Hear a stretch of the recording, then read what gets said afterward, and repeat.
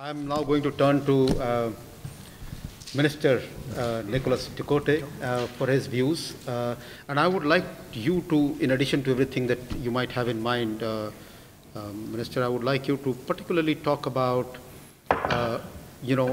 how you, as in your current role as the sitting on the demand side of research, see precisely these kind of attributes of leadership contributing to effectiveness or impact of a think tank. So first thing, hello everyone. You already heard the eminent part of the panel. Now you have to put up with me. I'm really glad that you're here because I traveled about 40 hours non-stop to make it here. Thank you. So if you didn't show up to this panel, I would be severely concerned. I want to talk on one of the points that fortunately none of my colleagues decided to emphasize, otherwise I would have cut my script short, is one of the things that the first group mentioned, last quality, about the leader as having the ability to contribute to the institutional setting of the think tank.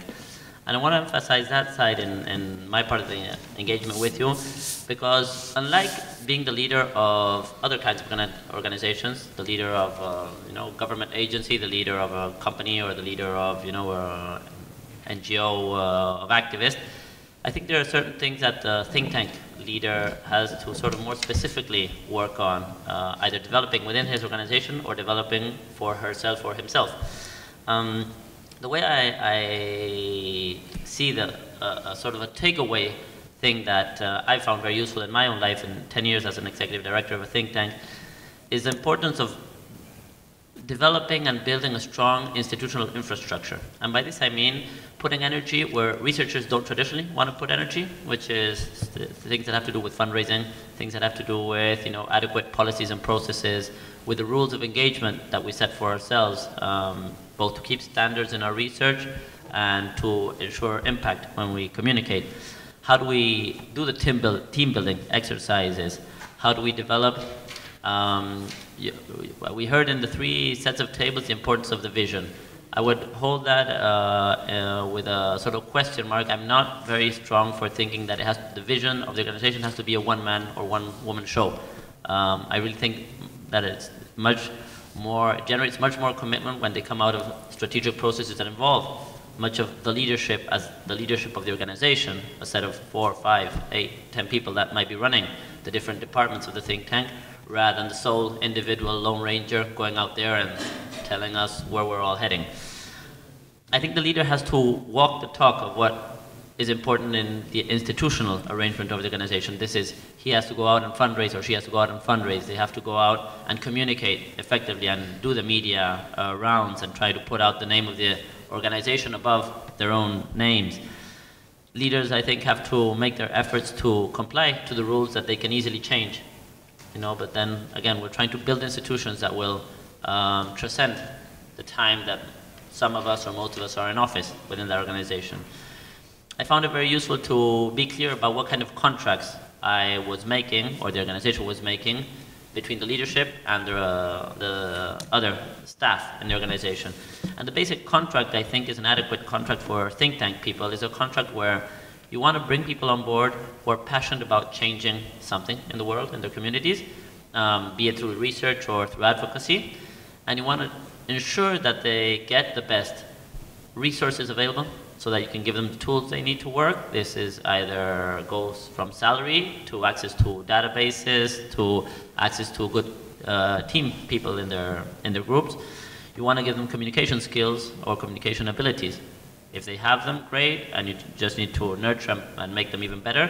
If they don't have them, you have to help them develop them. You have to make sure they have all the administrative support they need.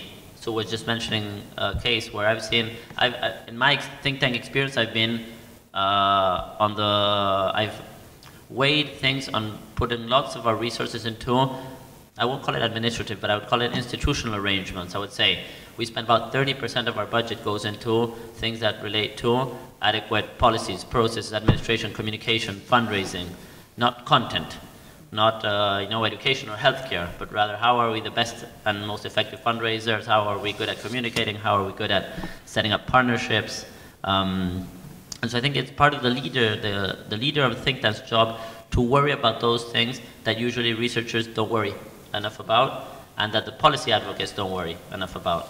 And it's your jobs out there to be concerned about the usual weaknesses in our organizations. You're the ones that have to make these organizations be strong enough to sustain themselves when you're not there, to be strong enough to overcome the difficulties you might have because of context issues in funding or in political opportunities. Lastly, one thing that was not mentioned, and I'll just touch on the question that Samar was saying, I think leaders also have to plan and act on the ways in which they're going to be replaced. And I think this means that each of you have to have a replacement plan for your key people, the 6, 7, 8 people that you have to know today, or when you leave this conference. Are you going to replace them by someone in the organization? Are you going to replace them by going out and picking someone in another organization and bringing them on? Or are you just going to go to the market and see what comes? But you have to know, I mean, this is part of putting energy into institutional arrangements. You have to have a plan for your own leaving.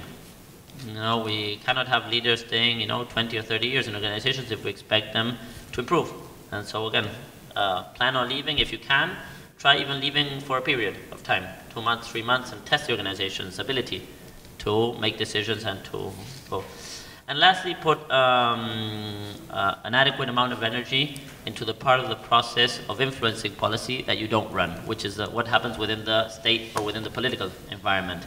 And you can be a great leader within, but you're the one that, above everyone else in the organization, has the task of being a great leader outside. And you're the first one who has to go outside and try to build the bridges for your research and your work to be able to get into the policy environment. Which brings you to the point of what happens to those of us who are on the other side.